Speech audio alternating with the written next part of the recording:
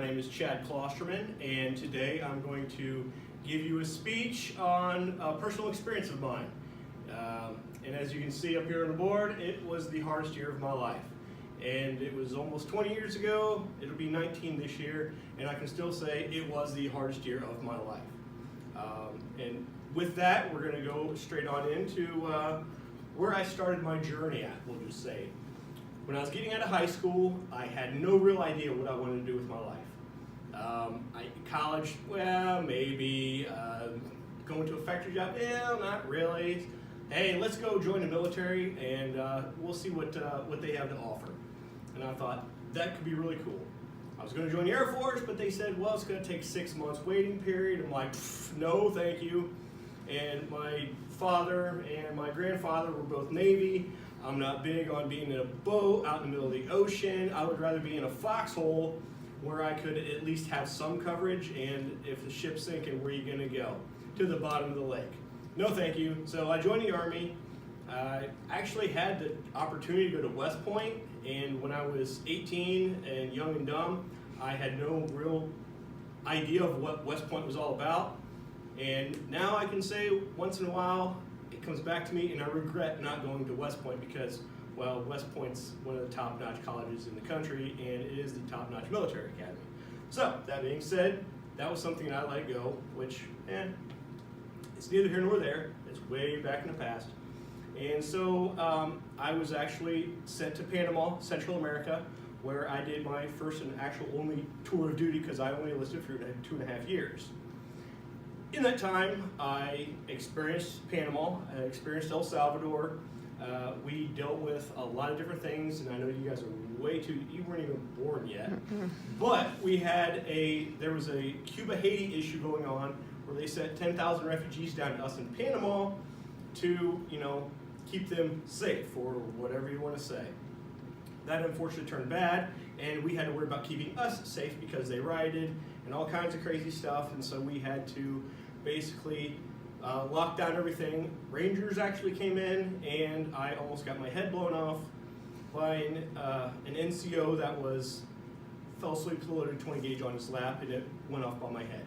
It was grand. Not really. But anyways, I did my time in the military after my 2.5 years, and I decided, well, now let's see what else is up, and I got to see some of the world. It was pretty cool. Let's go to college. So, in order for me to go to college, I had to join the National Guard, my next tour. And so I signed up for 6 years and decided that, okay, we'll do this. They're going to pay for all my college. And so I started to go to Lima, Ohio State. And I was thinking psychology. Well, 2 years into it is when they really started to tell me what is all involved in being in psychology. And I thought, you know what? I don't think my GI Bill is going to quite cover that much college. So I decided against that, and I moved to I transferred schools and started at Wright State in Salina, where I got my associate's degree in mechanical engineering and drafting, which is actually more my speed anyways, because I've always been a draftsman. I've always loved designing stuff, drawing stuff, so it was a perfect fit, and I just didn't realize it when I decided to go for psychology. But at any rate, it is what it is, and we moved on from that. At that time, I had been dating a girl for a couple years, and right before I finished my college, we got married. We bought a house in St. Mary's and living a pretty decent life. I was going to college full-time, I was working full-time, I was serving in the National Guard, so I was a pretty busy guy. And when I was working at Mr. Machine as a nighttime draftsman. Well, it came about that they had a job opening in South Carolina, because they also had a plant down there. It made all of the machines that got the metal to the presses, because Mr. Machine makes presses. Like pop can lids and stuff like that, it presses those out. They were actually the ones that invented that, if I'm not mistaken. But anyways, sidetracked. It happens, I'm sorry. I decided that I was going to take this job opportunity in South Carolina. And I was only in one class at the time, and it was a strengths and materials class for engineering, I believe. And it just so happened that my instructor also worked for Mr. Machine, so he helped me speed up the class, and I got it taken care of so that way I could go to South Carolina and start my job down there. Oh yeah, that's right. New start. We kind of already got into this stuff. Man, I forgot how neat this was. Sorry, it's been a while since I've given a speech. But anyways, I had my job interview in South Carolina. I finished my college, like I said, and I moved to South Carolina. It was really cool. And I got to live in a brand new house on an island, 2 islands off of the mainland, on an island called Ladies Island, and it was neat. This is my house. I have neighbors on both sides of me, but all the trees and everything, it was so cool because we lived in a community, so to speak, but you had, believe it or not, a little bit of privacy. And you cannot see what's behind that. We're gonna try this little guy out. No, it didn't work. Is that one? Oh, geez, oh gosh darn it. See, you should have told me about that extra button. Anyways. It's at the top. I picked up on that. Anyways, behind my house is actually a golf course. And if you looked out my back window, you could see the tee green for a par 3. So I could wake up in the morning, I could walk right out and hit a couple golf balls if I wanted to. As long as there was nobody else playing at the time. Pretty cool. I loved it. But at any rate, I was in a brand new house on an island with a golf course in my backyard, a new job, fairly new marriage. I mean, it was great. Then, they say that accidents happen closest to home because we all have a sense of security. We don't think as much about it because, well, we're just right at home. I've ridden ATVs the majority of my life, and I always wore helmets. I'm what you would call an adrenaline junkie. I've done skydiving, I've done scuba diving, drag racing, big trucks, fast cars. That's me. I've done it all. And it was a blast. I don't regret any of it. But this one night, I was taking my 4-wheeler out for a drive because I wanted to make sure it ran good because I had a guy coming to buy it the next day. You live on an island, you don't want a 4-wheeler, something like that. You want a boat or a jet ski. So that's what I was going to do. I was going to buy a jet ski. Well, this in particular night, it was about 10 o'clock at night, and I had a friend over, and we had steaks on the grill, a couple beers, no big deal. When I was in Panama, we drank a lot. I'm not going to lie, that was just the way it was. You go to a bar, and you paid $20 to get in, and you drank for free all night long. And the legal drinking age was 18. Yeah, so. The legal drinking age was 18, so it was no big deal. And it was actually that age on base too, since that was the country's drinking age. So we could drink anywhere we wanted to. And the bars didn't close down there until 5 o'clock in the morning. Some really long nights. And I don't like to admit it, but I was a seasoned drinker. I could drink a case of beer without it being a problem. So having 2 beers with supper that night, didn't think anything of it. Going outside and taking my 4-wheeler down the sand travel way, because you saw that there was no roads there. It was sand. That's what was our road. And I didn't wear a helmet. And I always wore a helmet because I was the guy doing wheelies down the street and doing whatever, jumping whatever I could. That was just me. This time I didn't. And I should have. And we would say that it was just one of those bad nights. I wasn't wearing a helmet, like I said before, and I always wear a helmet, like I said before. And, you can say that, yeah, I was drinking, but I only had 2 beers with supper, and my buddy and I had been, testing the 4-wheeler out, making sure there was no funny noises or anything, and thought, hey, no big deal. But even 2 drinks can have the slightest impact on your judgment, your senses, your total attitude of everything. I mean, you don't think anything of it. Especially when, like I said, I used to be a seasoned drinker. It was nothing. Well, I was wrong. They had all these drainage culverts out on one side of the road. And you can't tell very well in this picture, but there's a whole lot of space to put these off of the road, but they weren't. They were in one lane of traffic on the road. And like I said, it was 10 o'clock at night, and my wife was coming in, it's movie night, one more ride, just one more run down the road. I went down and I never came back, because my head was in that. I hit the culvert, and we're not sure why I was close to those culverts. We don't know, but I got a little too close to one of the concrete culverts. My right rear tire clipped one, spun the back end around to the left. It rolled over me, which is why everything got busted on my left side, and my head was the first thing to hit something solid, which was that concrete culvert. And if I would have had a helmet on, it would have been a whole lot cleaner, I can say that much. But That is his blood. that is my blood, yes. And when my wife and my buddy didn't hear the four-wheeler anymore, they thought, well, maybe Chad ran out of gas. We'll go down the street and see if we can find him. Well, yeah, they found me. I was gurgling blood, blood running out of my ears. My wife was screaming frantically, and lucky for me, the house right across from, well, in front of where I was, there was a lady that lived there that was a nurse, so she heard the screaming, came out to stabilize me while my buddy called 911, and they got help on the way. They said that if it would have been any more than 10 minutes that I would have waited, I would have been dead. So I'm pretty thankful for that. They transported me to the Beaufort County Hospital, and after that was further stabilized there, they sent me off to Savannah, where I was in a coma for the next 87 days.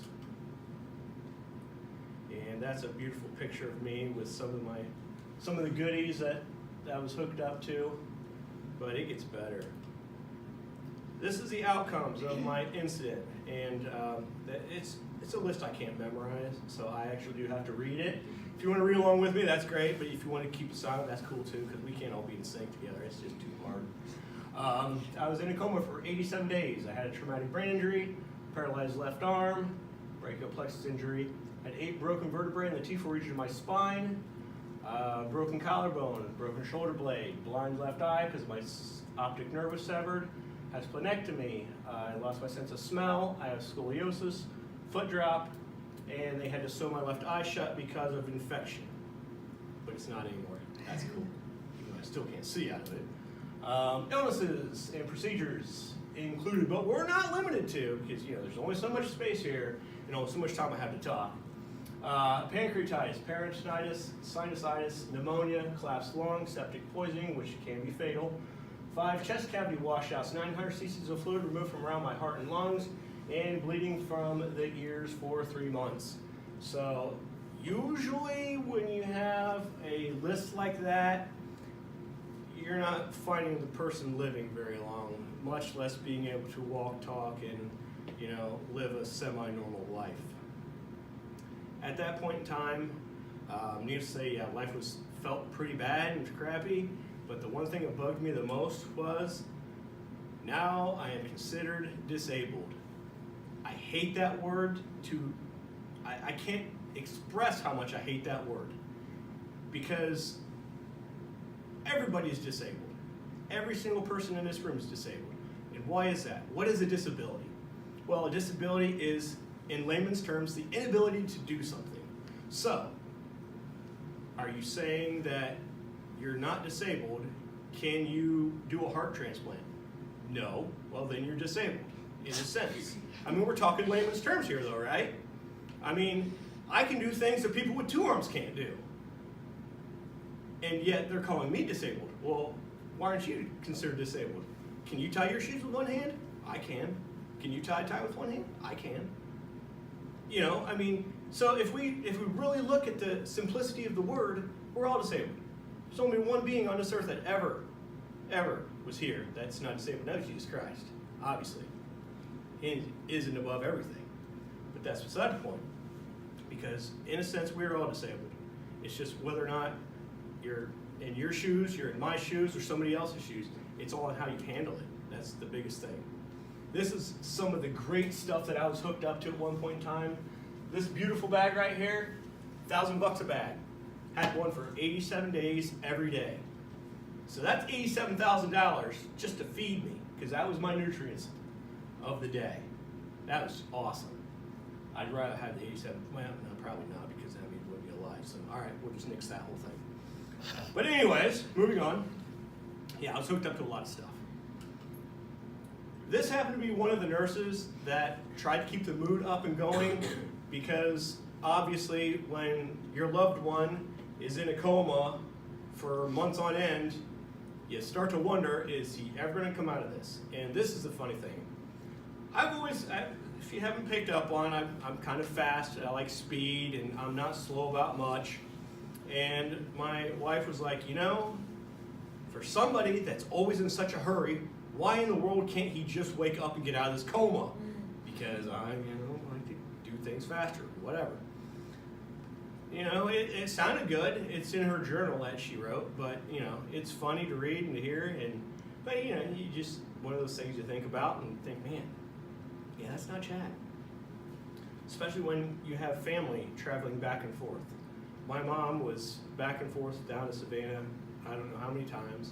My best friend, couldn't ask for a better best friend. He was down there 5 times. He talked to his boss, who knew me, and said, hey, Bruce, if something bad's going down with Chad and I have to go, I want you're okay that I can go. He's like, yeah, no problem.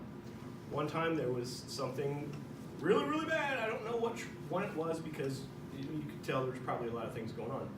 And my dad took off without me, or without him. Yeah, without me. Of course he will. Without me, I was already down there. He took off without my buddy, and my buddy was mad. I mean, he was literally furious, because it could have been the last time I was ever seen alive, and my dad didn't call him. But you know, that's you can't ask for a better best friend there. Back to the story. This nurse, she was trying to keep the mood up a lot of times, and she was an artist. And I don't know how well you can see that, but that's a nice little cow that she drew on my bandage that was covering my gut. Because you guys, oh yeah, I haven't shown, you haven't seen that yet, have you? Needless to say, I mean, you know, I was filleted open. They did a lot of stuff to my internals and all that other stuff, so pretty big Band-Aid there, and she liked to draw on it to, you know, ease the tension and, you know, get spirits up and moods up and complication stabilization. It was crazy, because for 3 months, 87 days straight, there was constant ups and downs. High fevers, low fevers, trembling. I apparently got really ticked off from time to time and would try to rip things out with my good arm. Don't know how, I mean, I was out, right? And, you know, so they had to actually tie this arm down. They had me in a chest cavity, which you guys see a picture of that too. It was pretty cool. But, you know, it was just a roller coaster. There was constantly things going on. More wonderful, cool pictures. You were very swollen there. Yeah, I'm very swollen there. That is a fact. When I had my accident, I weighed in at about $175, and at that stage I was at 215. And go figure, that yellow bag must have been some serious calories, because I can't imagine getting that much weight on that. But apparently I was wrong, because I was up to 215. So 40 pounds of edema. Okay, she has to throw that in there. I like my version better, but whatever. And as you can see, they had the nice tube going down my throat, so you know, I could breathe, because my lungs didn't. They were asleep too.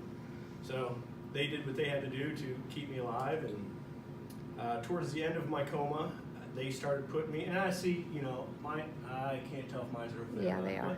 But, I'm still in a coma at this point, and believe it or not, you can communicate. And my eyes were open, and at this stage, they were putting me in this lean table to try and start working on getting some weight on my legs, because when you're in a coma for 3 months, your muscles shut down.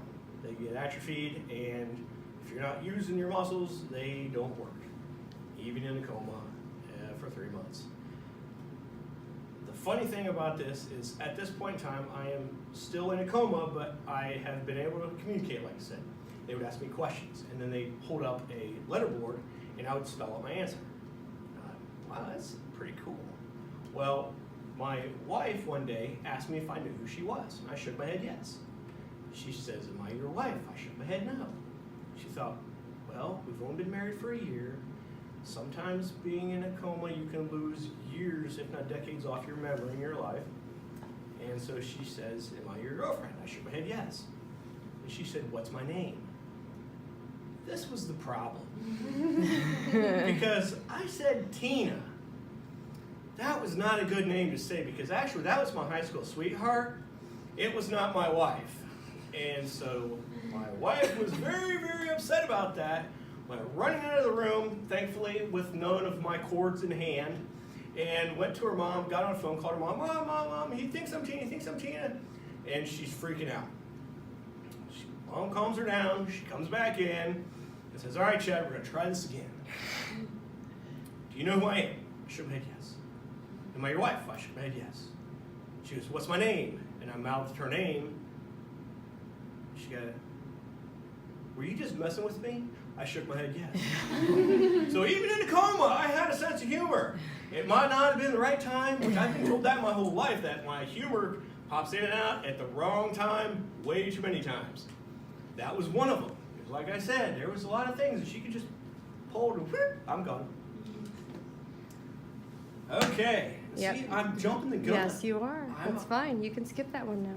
If you guys want to read through this really quick, you can. You already said it. But I already told you it all. So it's just repeat. See, I get excited. I go. I move too fast. You're at 21 minutes.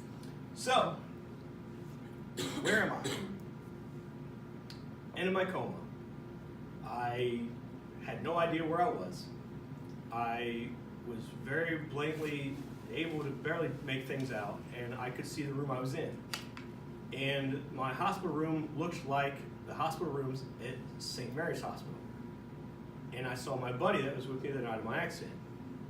And I thought, what in the world is he doing driving to Ohio to see me in a hospital? Because once again, I thought I was in St. Mary's.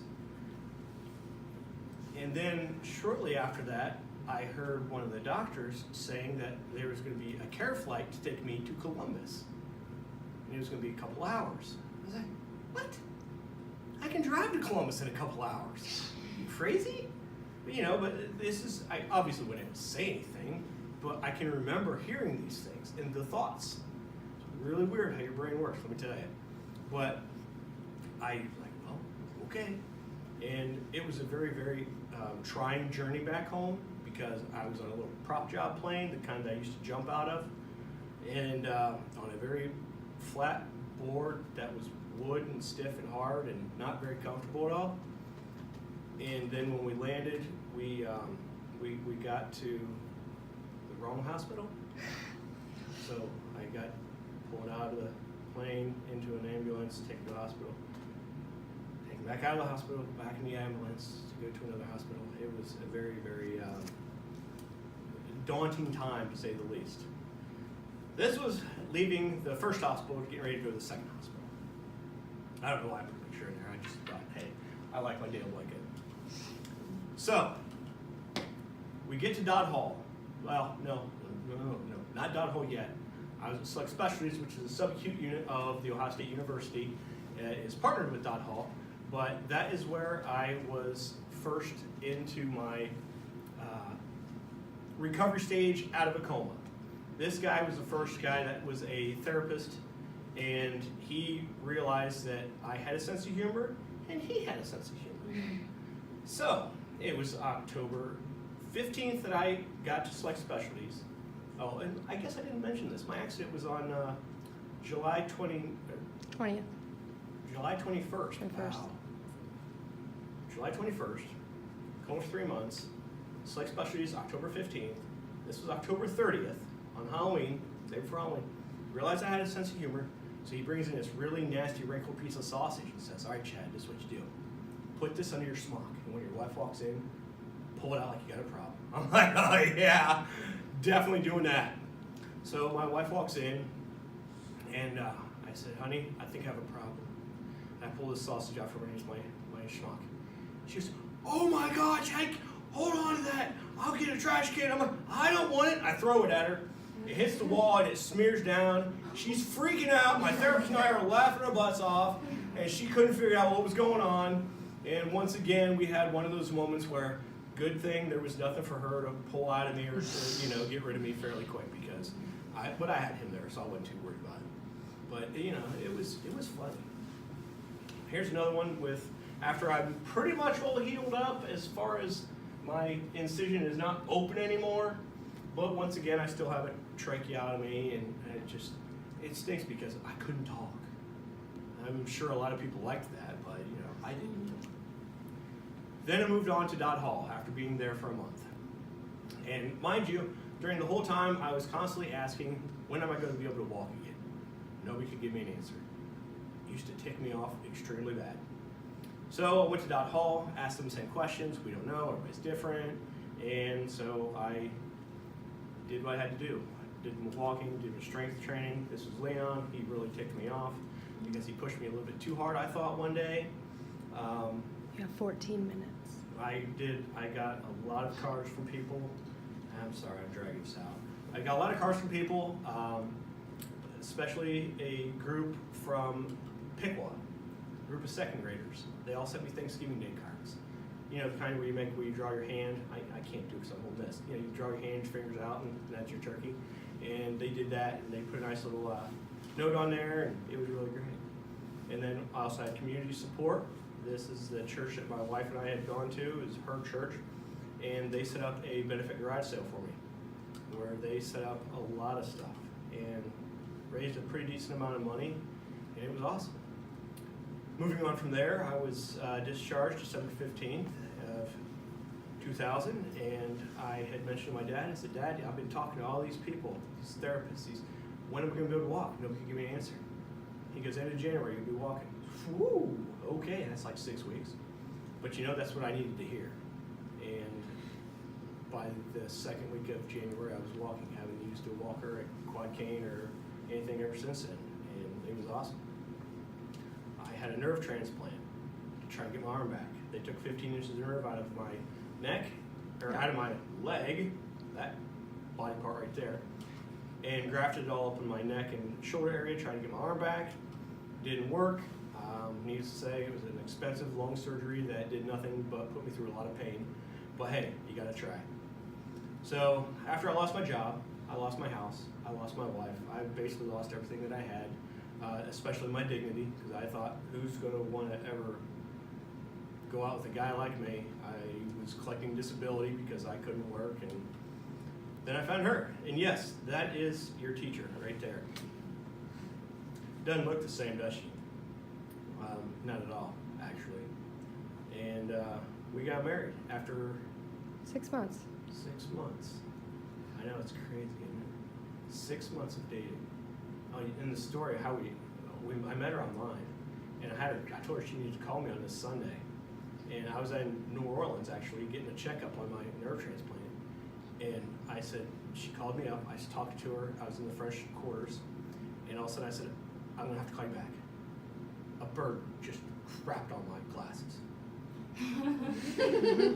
And she's like, Mom, I think I just got dumped over the phone. He said a bird crapped on his glasses. Needless to say, it was true. I called her back, and then we went on our first date the next week, and it's been happily ever after ever since. And then we had him, Keegan, our son, the boy that we was told we would never have because of multiple issues on both sides of the block. But I had a surgery to fix my plumbing, and they said it would take 3 months. It didn't even take 3 weeks. And our bundle of joy came along, and that is our picture from 8 years ago. Yeah. And a cute little kid. But, there's so many things, and that's us last year, that we take for granted. And then I went back to college. Again. Gotta agree. Again. Couldn't find a job. Again. And I realized, you know what? That's fine. Because if I had one of the jobs in my degree field, I would probably be working a third shift job or a second shift job. And I would not be able to be involved in all the things my son does. I'm one of the shooting coaches for his trap team. I help out with church at CCD and Conquest are two things he's involved in. So it means a lot more to me in that aspect. And really, we got to look at about life virtues that aren't just for people with disabilities, but they go for everybody. Perseverance, pushing on, responsibility, being responsible for what we do. Dignity, hold yourself up high. You know, there's always somebody that's looking down on me, but don't look at it that way. Courage, fight the battle. Compassion, you don't know what everybody else is going through. Be compassionate, you know, to others because you don't know their story. Trust in the people that work with you. Trust in your family. Trust in your therapist. Dedication, you got to be dedicated to getting better, to doing more with your life. Whether we're talking coming through this or, you know, going through college, you don't know what life's going to bring you. Determination, that's what I just did. And discipline, got to be disciplined. You got to push yourself.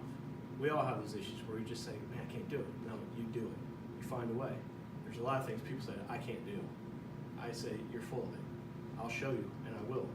And I've just about everything I've ever thought I could do, I've done when others said I couldn't. Integrity. You always got to have integrity. It's about yourself, you know. Hold yourself up high. Don't be that person that is always looking down on everything. Happy ending. My story does have a happy ending. I've got a great wife that I never thought I would have. I have a great son I never thought I'd have. I have education out the yin-yang that doesn't do me any good, but I can say that I accomplished it because a lot of people said, you're not going to be able to go. How are you going to get a bachelor's degree? You have a head injury. You're right, I do have a head injury. And I'm going to do it. I'm going to show you how. I spent many years, 3 years, in my office / closet, where I lived my books. And I proved to myself and everybody else that I could get straight A's. I never did before, but I didn't try as hard as I did this past time either. And, you know, I did what I had to do. And when the military said, well, hey, we'll send you to get your master's degree, I said, no. I missed out on 3 years of my son's life. Not anymore. So, and my final thought was kind of just wrap up in all that as well. Like I said, you know, I've got cards back here for everybody to check one out if they want to look into my story a little bit more. It's pretty cool. My ex-wife, she actually has a journal, or wrote a journal of every day that I was in the hospital, and I have that whole complete journal of everything that was going on the website, and I do YouTube videos of virtues, and when people have bad days and think that nothing can be worse, I've got all kinds of motivational things on there to, you know, help get people excited or, you know, understand that, yes, you can do this. People think that, no, I can't. No, I don't go for that. I don't. It drives me nuts. We can all do it. We have to have a little bit of faith in God, ourselves, and our surroundings. Family, faith, friends. 3 most important things out there. But other than that, that's the order was wrong. It should be your faith, your family, and friends. But that's beside the point. So that being said, anybody have any questions in the last couple minutes that we have? I know I ran through everything pretty thoroughly, but you gotta have, yes? You said you do other motivational speeches, and we're getting ready to do them here in class, so what is like your kind of biggest key points of like to make a motivational speech? Knowing your content. I mean, see, and one thing with me having a head injury, I can't remember all that stuff. It is very, very hard.